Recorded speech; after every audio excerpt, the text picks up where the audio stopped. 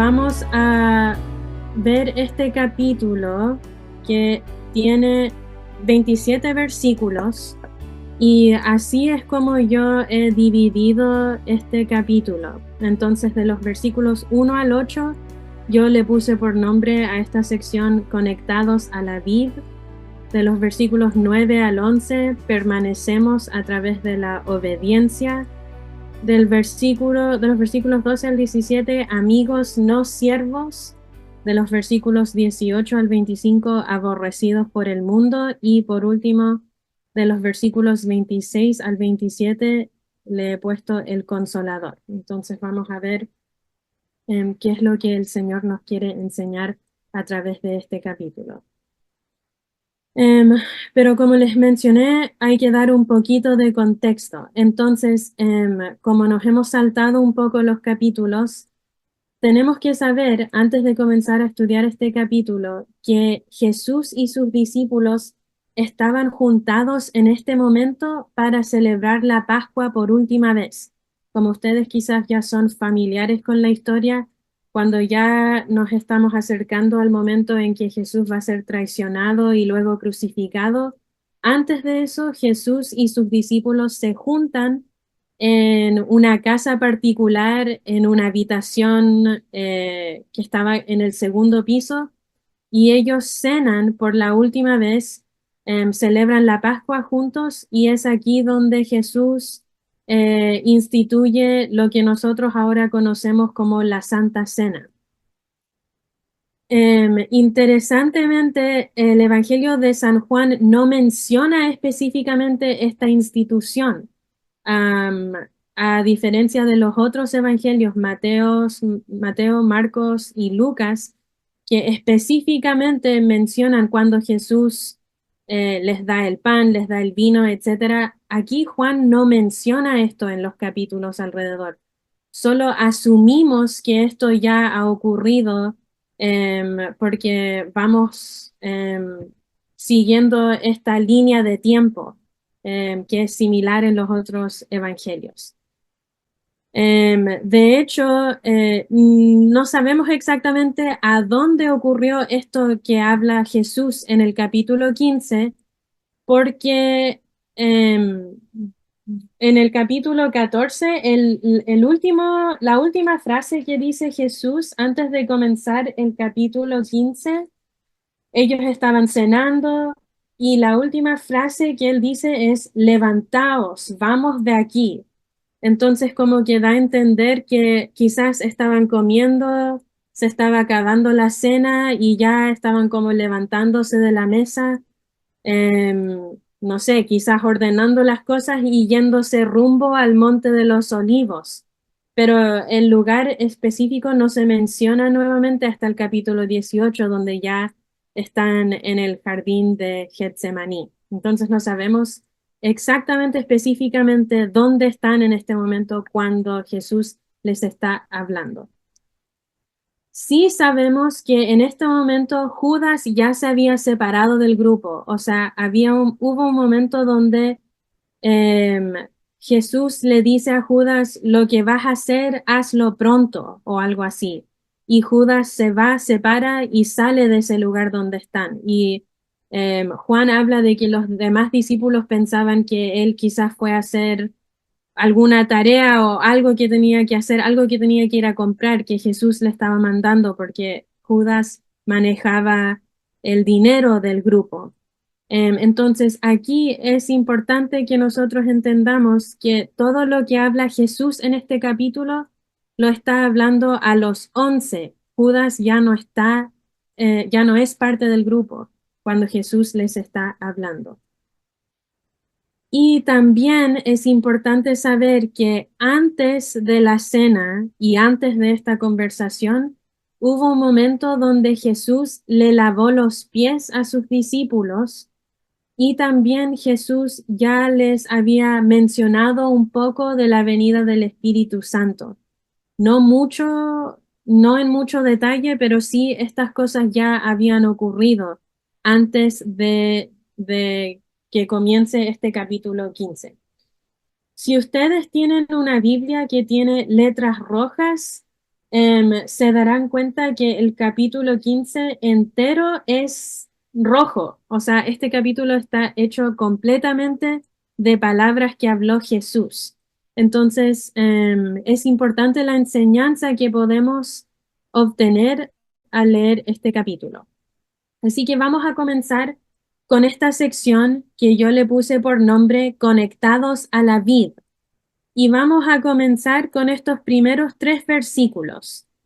Le voy a dar lectura. Dice, yo soy la vid verdadera y mi padre es el labrador. Todo pámpano que en mí no lleva fruto lo quitará, y todo aquel que lleva fruto lo limpiará para que lleve más fruto. Ya vosotros estáis limpios por la palabra que os he hablado. Entonces, lo primero que quiero hacer para poder ubicarnos en esta parábola es definir a los 3 personajes que existen aquí. En primer lugar, comienza el versículo con yo soy la vid verdadera. Em, si ustedes conocen un poco el libro de Juan, hay 7 yo soy, frases yo soy que dice Jesús, que se encuentran en este libro, y esta es la 7ª frase, es el último yo soy. Yo soy la vid verdadera. Como Jesús es quien está hablando, aquí directamente podemos saber que Jesús es la vid verdadera. Por lo tanto, en esta parábola, Jesús tiene el rol de la vid. Luego, mi padre es el labrador, o sea, aquí tenemos el segundo personaje, el labrador que es el padre. Y por último, menciona en el versículo 2 todo pámpano. Más adelante, Jesús más explícitamente dice, vosotros sois los pámpanos. Pero aquí podemos ver que el tercer personaje es el pámpano y esos somos nosotros los pámpanos. Entonces aquí hay 3 personajes principales. Jesús la vid, el Padre, quien es el labrador, y nosotros, que somos los pámpanos. Entonces bueno, más adelante vamos a aclarar mucho más los roles que tiene cada personaje, pero primero vamos a comenzar hablando de la vid verdadera. Aquí Jesús está llamándose la vid verdadera. Y para sus discípulos, que eran hombres judíos, que quizás, bueno, ellos habían estudiado, todos los hombres judíos, los hijos varones, hasta la edad de 13 años, estudiaban el Torá, o sea, la escritura, estudiaban los profetas. Entonces ellos eran conocidos de la palabra de los profetas, o sea, de lo que se encuentra en el Antiguo Testamento. Y quizás ellos, al oír a Jesús llamarse la vid verdadera, quizás para ellos vinieron recuerdos o se acordaban que en el Antiguo Testamento normalmente se ocupaba el símbolo de la vid para describir a el pueblo de Israel. Era el pueblo de Israel que se definía como la vid.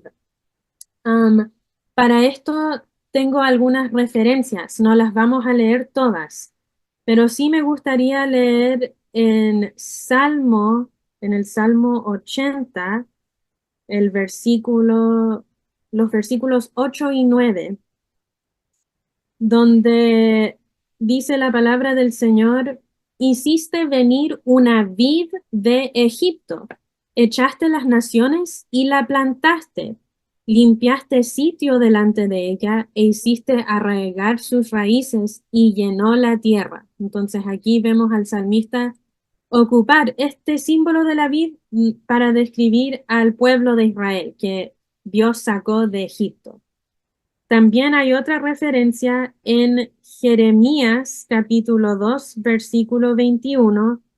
Nuevamente aquí Jehová le está hablando al pueblo de Israel y está reclamándole al pueblo de Israel por no obedecer, por no hacer caso, por no ser un pueblo fiel. Y aquí Jehová le dice al pueblo de Israel en el versículo 21, te planté de vid escogida, simiente verdadera toda ella. ¿Cómo pues te me has vuelto sarmiento de vid extraña? Entonces, podemos ver claramente aquí que este símbolo era para describir al pueblo de Israel primeramente. Entonces, qué extraño para los discípulos quizás debe haber sido escuchar a Jesús declararse que Él es la vid verdadera. O sea, no confían en el pueblo de Israel, no confían en Israel, en que son judíos. Confían en mí, que yo soy la vid verdadera. Quizás era algo impresionante para ellos escuchar, pero lo maravilloso de nosotros estar como en este tiempo estudiando la palabra es que para nosotros, de hecho, Jesús no está hablando nada fuera de lo normal. Él está confirmando algo que también hablaron los profetas.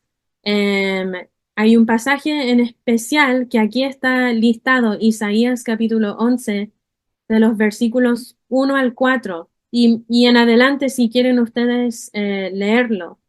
Pero en este pasaje el profeta Isaías habla de una rama, o sea, de una vara que va a salir del tronco de Isaí. Isaí es el padre de David. Y nosotros sabemos que Jesús, su genealogía, él desciende, es un descendiente de David. Y otra palabra para vara, en otras traducciones se dice, se llama brote, es decir, un brote que sale del tronco de Isaí. Entonces aquí está describiendo el Mesías que viene a salvar a su pueblo y lo llama un nuevo brote que está saliendo del tronco de Isaí. Entonces es más confirmación de lo que Jesús está diciendo aquí al declararse él la vid verdadera. Em, y es importante para nosotros saber cuál es el rol de la vid, o sea, qué es lo que hace la vid en una planta. Y la vid es esencial para mantener a la planta saludable, porque la vid es, por la vid pueden ser transportados todos los nutrientes, minerales, todo lo que los pámpanos o las ramas necesitan para poder producir fruto. Entonces la vid es una parte esencial de esta planta. Luego, antes de hablar del labrador, vamos a hablar de los pámpanos. Como podemos ver aquí, dice, todo pámpano que en mí no lleva fruto, lo quitará, y todo aquel que lleva fruto, lo limpiará, para que lleve más fruto. Entonces, ¿qué es un pámpano? Para mí, no sé ustedes, no sé si para ustedes la palabra pámpano es como media una palabra anticuada, pero para mí hace más sentido decir la palabra rama, toda rama que en mí no lleva fruto. Básicamente, la rama está conectada a la vid y depende 100% de la vid. La rama no puede vivir por sí sola. Tiene que sacar nutrientes que vienen de la vid para poder sobrevivir, para poder dar fruto. Entonces aquí Jesús nos está definiendo a nosotros como parte de la planta que depende completamente de la vid, o sea, de Él. O sea, nosotros debemos depender completamente de Jesús. Em, y el pámpano, em, como mencioné antes, puede dar frutos, pero solo si está conectado a la vid. No puede un pámpano o una rama dar fruto por sí sola. Em, y luego tenemos el rol del labrador. Y quiero enfatizar un poco más en este rol. El Padre es el labrador. Entonces ya hemos visto que Jesús es la vid, nosotros somos los pámpanos, nosotros podemos llevar fruto o no o podemos no llevar fruto, pero el Padre es el labrador, es decir, es el Padre quien tiene el trabajo de discernir qué pámpano está llevando fruto y qué pámpano no está llevando fruto. Y el labrador tiene que hacer aquí una de dos cosas, como está aquí destacado. O quita a los pámpanos que no llevan frutos, o limpia a los pámpanos que sí llevan fruto. Entonces, esta es la labor del Padre. Él es quien mira, estudia la planta, él tiene que fijarse bien en la salud de las ramas, en la salud del fruto, cuál rama está produciendo más fruto, cuál rama no está produciendo fruto, y es él quien hace la obra de o quitar la rama o limpiar la rama. Y la palabra aquí limpiar viene de la palabra en griego que es kastairo o katairos, y básicamente se puede intercambiar por la palabra podar. De hecho, esa es la palabra que se usa en inglés. Es prune, que significa podar. Pero también tiene el significado de limpiar, purificar o expiar. Es decir, expiar, por ejemplo, de nuestros pecados. Entonces, es una labor importante que tiene el Padre. Y esta labor es solamente del Padre. La vid no es quien decide cuál lleva fruto ni cuál o cuál no lleva fruto, ni tampoco los pámpanos son los que determinan entre sí si yo estoy llevando fruto o si este está llevando fruto y yo no. Es el Padre, es el labrador quien determina estas cosas. Y cuando yo estaba leyendo un poco más acerca de las vides, la planta de la uva, em, es, entendí y aprendí que es realmente importante este proceso de podar o de limpiar por distintas razones.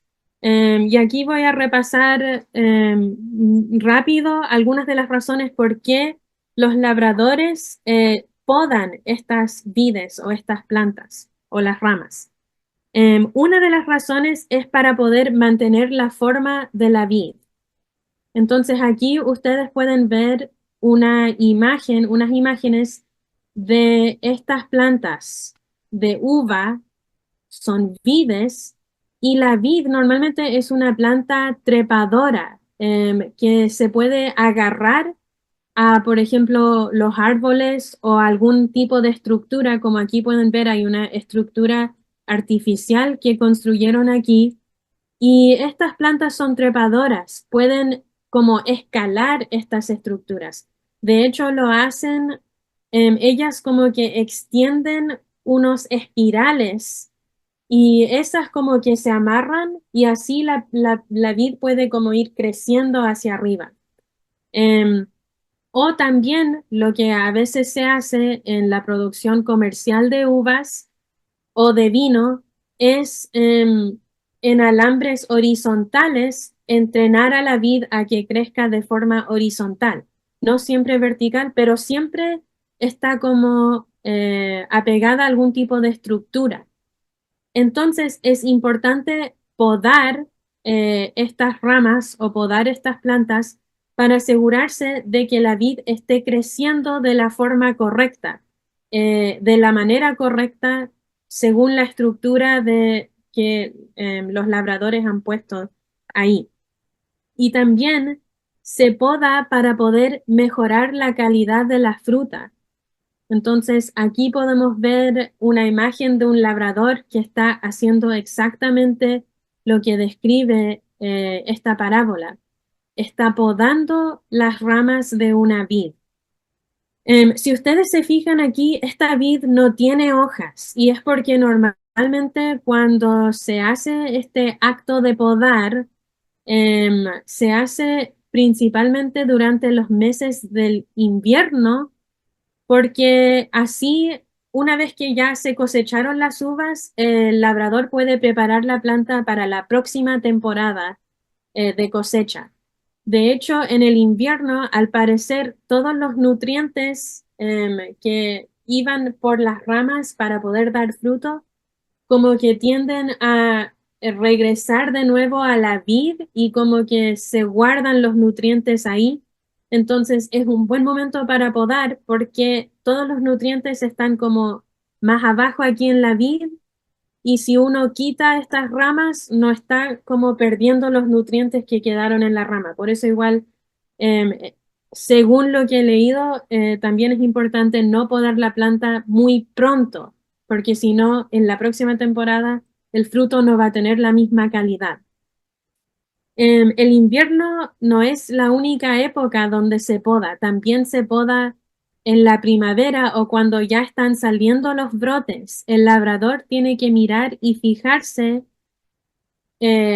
cuáles ramas se ven que tienen madera más sana o que los brotes del fruto están más gorditos y ellos dejan esas ramas y quitan otras ramas, porque si la vid o si las ramas, si hay muchas ramas, la cantidad de frutos puede perjudicar a las ramas buenas. Entonces, para asegurarse de que la calidad de fruto de las ramas buenas sea mejor, tienen que quitar las otras ramas o los otros brotes para como concentrar, por así decirlo, todo el crecimiento en un lugar particular, en una rama en particular.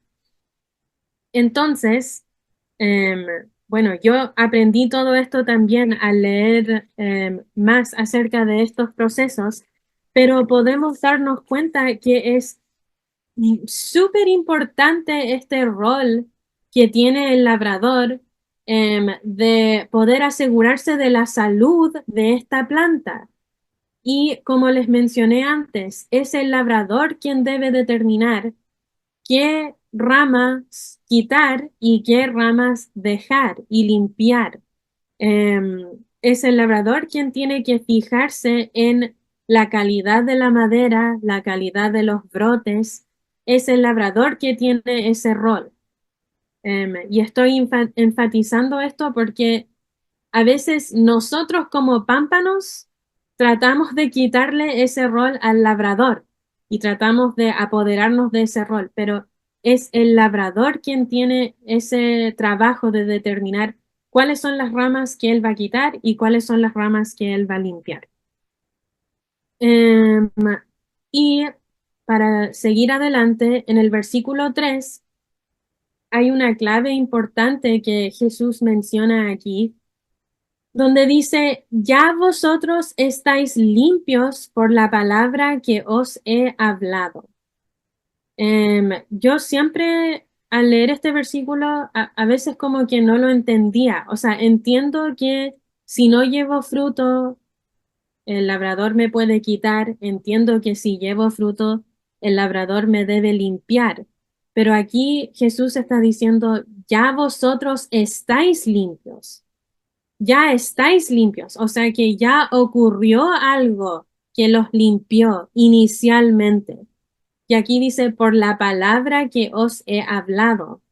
La palabra en griego que se ocupa aquí para decir palabra es logos y es la misma palabra que se ocupa en Juan capítulo 1, versículo 1, cuando se habla de en el principio era el verbo y el verbo era Dios, etc. Entonces, mi conclusión es que Jesús está hablando de Él mismo, de una obra redentora que Él ha hecho o hizo y estaba por hacer. En ese momento, cuando Él estaba hablando con los discípulos, obviamente todavía no había sido crucificado, todavía no había hecho esta obra que Él vino a hacer a la tierra.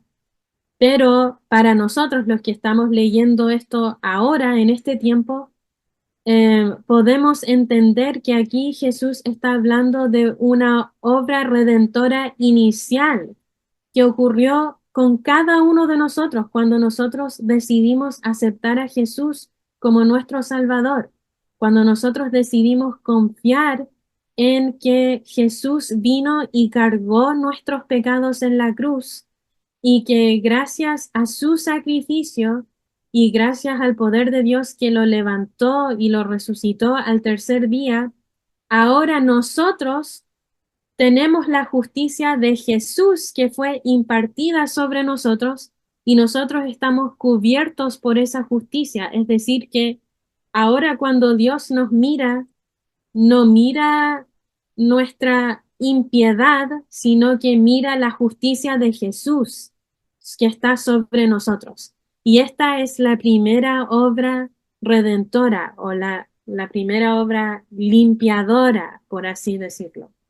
Entonces, a esto se refiere con este versículo. Ya estamos limpios, pero aquí y en este pasaje vamos a ver que aunque existe una obra redentora inicial, Dios debe seguir obrando en nuestra vida. Él no nos limpió una vez nomás en nuestra vida y desde ahí nunca más nos va a limpiar. No, sino que a medida que nosotros vamos creciendo, a medida que nosotros vamos llevando fruto, Él nos sigue limpiando, Él sigue obrando en nuestra vida.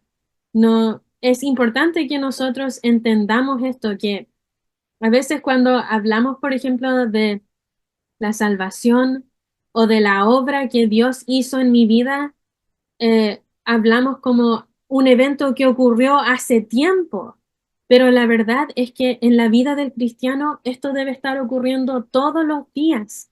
Todos los días Dios nos debe estar purificando, Dios nos debe estar podando para que nosotros podamos llevar más fruto y vamos a ver cuál es el propósito que Dios tiene para esto, por qué Dios quiere que llevemos más fruto.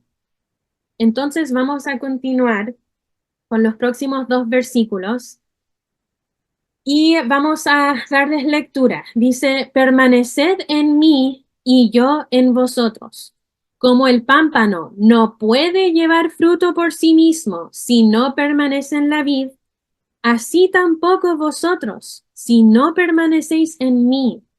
Yo soy la vid, vosotros los pámpanos. El que permanece en mí y yo en él, éste lleva mucho fruto, porque separados de mí nada podéis hacer. Les quiero llamar su atención primero al versículo 5, la primera frase aquí, donde dice, yo soy la vid, vosotros los pámpanos.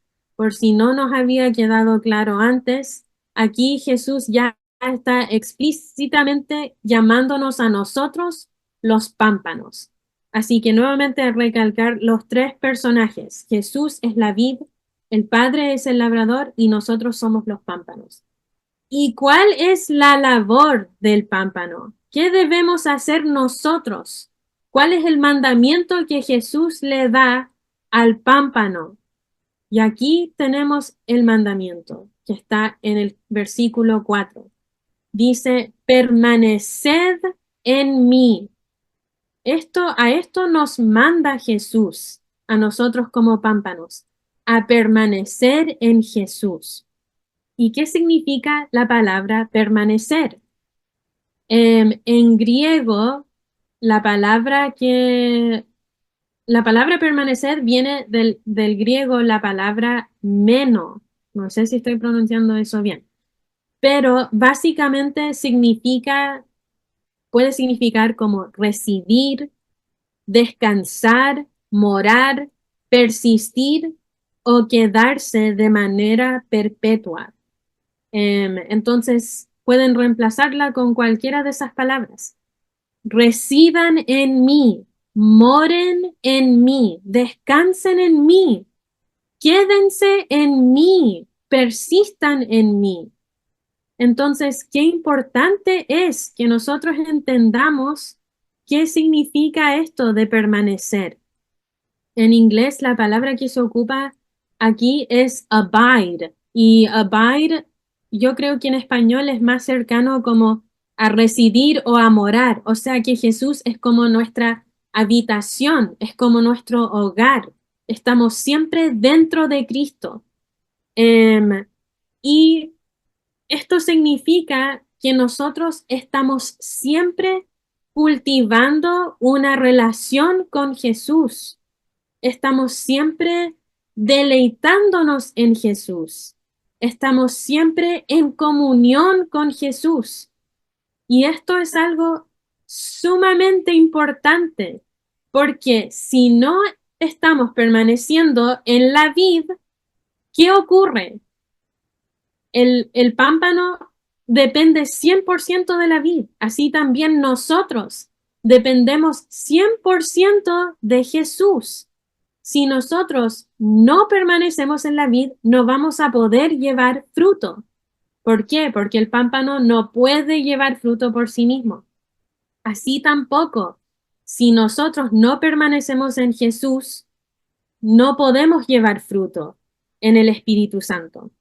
Entonces, ¿qué significa esto prácticamente en el día a día? ¿Cómo podemos cultivar una relación con Jesús?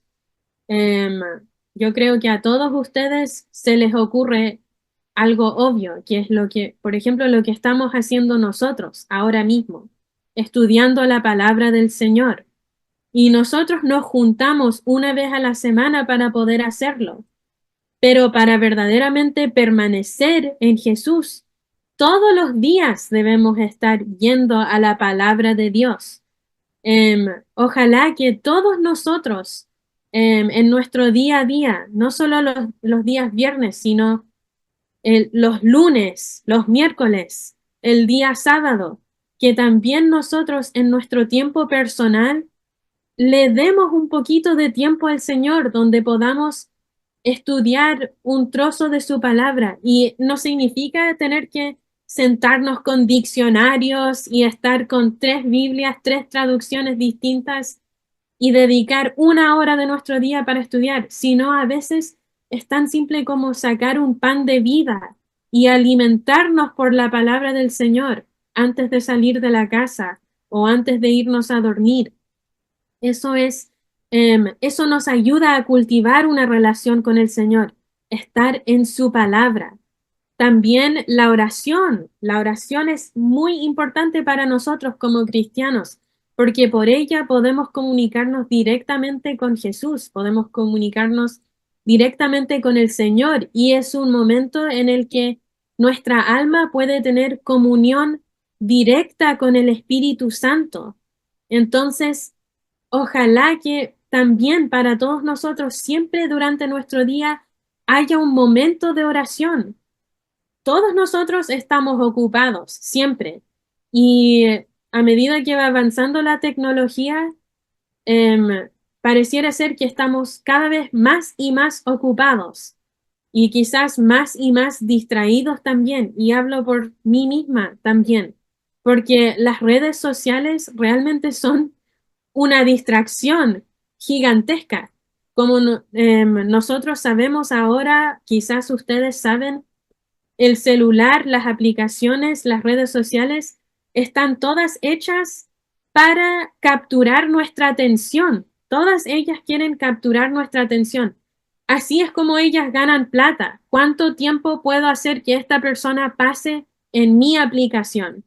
¿Cómo puedo lograr yo que estas personas estén horas y horas viendo mis videos, viendo mi aplicación, para yo así poder de repente meterle un comercial por aquí y por allá y por los comerciales ganar dinero? Así es como estas aplicaciones funcionan, por las propagandas. Entonces, mucho más ahora que literalmente estamos luchando un, em, un instrumento tecnológico que trata de capturar nuestra atención, que nosotros le pidamos al Señor fuerzas para poder dirigir nuestra atención en otra dirección completamente distinta, que es el Señor Jesucristo, que nosotros podamos tener al menos un momento de nuestro día donde nos despegamos del celular o del computador o de la tele o de cualquier otra distracción que podamos tener y dirigirnos al Señor en oración. Y nuevamente, hay días en que vamos a poder orar media hora, hay otros días en que quizás vamos a poder orar una hora, y hay días en que el único momento que vamos a alcanzar a orar es, por ejemplo, cuando vamos en el bus al colegio o cuando vamos manejando al trabajo. Pero ocupemos esos momentos para estar en comunión con el Señor, para estar en comunión con nuestro Salvador.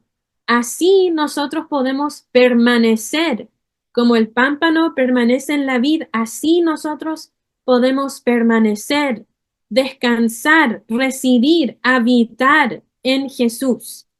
Entonces es demasiado importante que nosotros podamos estar cultivando esta relación a diario. ¿Y por qué? Porque como mencionamos antes, a través de la vid fluyen los nutrientes que van hacia los pámpanos y que ayudan al pámpano a producir fruto. Así también a través de Jesús nosotros podemos recibir el Espíritu Santo. Y es a través del Espíritu Santo que nosotros podemos llegar a llevar frutos. Entonces, es importante distinguir aquí, mi trabajo como pámpano no es preocuparme del fruto que yo debo llevar. Y cuando digo eso, me refiero a que yo no debo estar intentando por mi propia fuerza de ser más amorosa o de tener más gozo o de tener más paciencia. Tengo que ser más paciente. Así que voy a tratar por mis fuerzas de ser más paciente en este día. Les digo por experiencia que eso no funciona. No podemos nosotros mismos hacer crecer el fruto en nuestra vida. Es el Espíritu Santo quien hace esa obra en nosotros.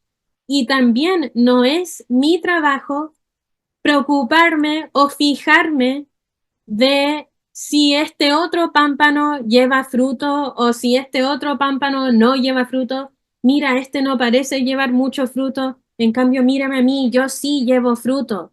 Por lo tanto, yo debo ser un pámpano sano, con madera sana, y este otro debe estarse secando. No, no podemos ser así tampoco. ¿Por qué? Porque esa no es la labor que Jesús nos está dando aquí.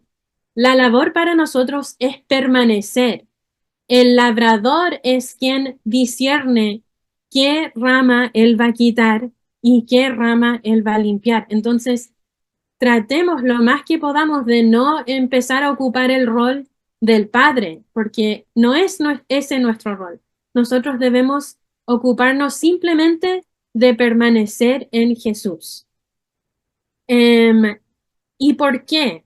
Aquí también hay otra palabra, o sea, otra frase clave, donde Jesús dice, porque separados de mí, nada podéis hacer. Separados de mí, nada podéis hacer. Esto no significa que literalmente no puedo hacer nada en esta vida, por ejemplo, sin el Señor. Porque, por ejemplo, si nosotros miramos a personas que no son creyentes, ellos también pueden levantarse, ir al trabajo, también pueden ganar dinero, también pueden avanzar en esta vida. No significa literalmente eso, pero sí significa que separados de Jesús, no hay nada como valioso para el reino de Jesús que podamos hacer. ¿Cómo vamos a poder ayudar a avanzar el reino de Jesús si no estamos conectados a Jesús? Tenemos que estar conectados a la vid. Separados de mí, nada podéis hacer.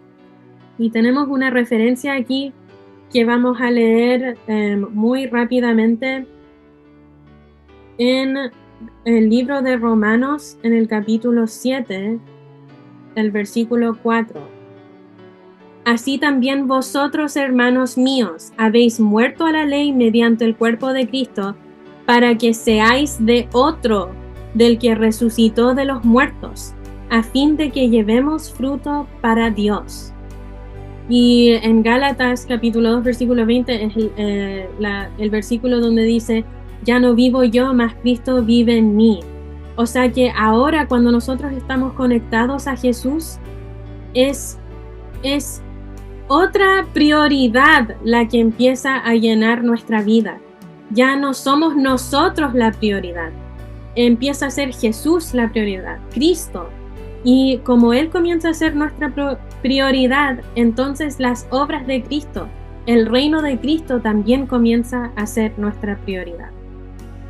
Lo otro que es importante aquí de mencionar es que no somos solo nosotros los que permanecemos en Jesús, sino que también Jesús permanece en nosotros. Y eso es si nosotros permanecemos en Él.